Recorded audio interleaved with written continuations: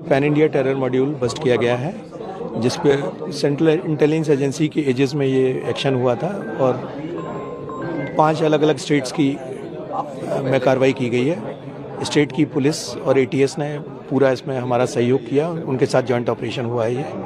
इसमें 5 लोगों को अरेस्ट किया गया है। एक दानिश, असरार दानिश, ये रहने वाला है रांची का, ये इसका सेंट्रल कैरेक्टर था।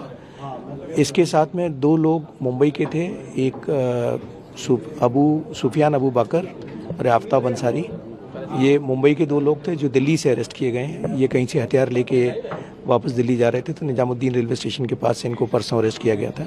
ये इनफैक्ट पहली अरेस्ट थी इसमें, और उसके बाद ये बाकी लोगों को अरेस्ट किया गया। एक हुज़ैफ़ा यमन निजामाबाद तेलंगाना से अरेस्ट किया गया है, और एक कामरान कुरैशी ये राजगढ़ मध्य प्रदेश से अरेस्ट किया गया है।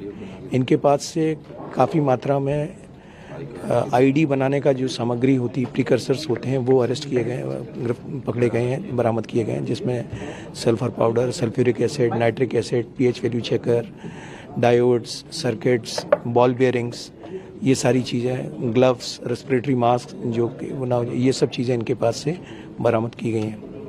इनका प्लान जो था, और कुछ वेपन्स भी बरामद किए गए इनके पास से, वेपन्स और कार्ट्रिजेस। इनका जो असरार दानिश है, इसका जो हैंडलर था वो पाक बैग्ड हैंडलर है, बट उसकी एग्जैक्ट लोकेशन कहाँ पर है, क्या है, वो मैटर ऑफ इन्वेस्टिगेशन है। सर, इसके अलावा कोड नेम से ये लोग बातचीत करते हैं, वो क्या पूरी चीज़ है? ये जो असरार दानिश था, ये बाहर से इंप्रेशन ये देना चाह रहा था एज इफ ये कोई प्रोफेशनल कंपनी रन कर रही है। तो ग्रुप का नाम भी एंट्रेंस, इंटरव्यू फर्स्ट, इस तरह के इनके ग्रुप्स होते थे, और उसमें ये अपने आप को सीईओ कंपनी या प्रोफेसर कोड रखता था। जबकि जो इसका इनर ग्रुप था, उसमें इसका जो कोड था वो गजवा लीडर था।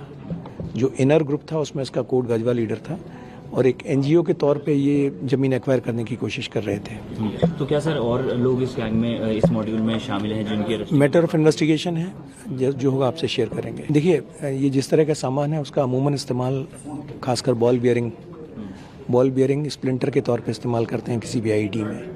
ये जो एसिड्स इस्तेमाल किए गए, इनको कंसंट्रेट करके इनका आईडी में इस्तेमाल करने के लिए, सर्किटरी जो है वो आईडी में इस्तेमाल करने के लिए।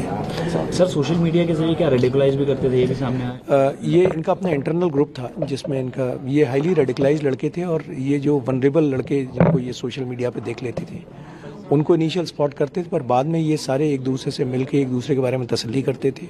और जब इनको विश्वास हो जाता था कि ये जो जिसको इन्होंने लिया है वो इन्हीं के जैसा रेडिकलाइज है, तब उसको अपने इनर कोटरी में शामिल करते थे।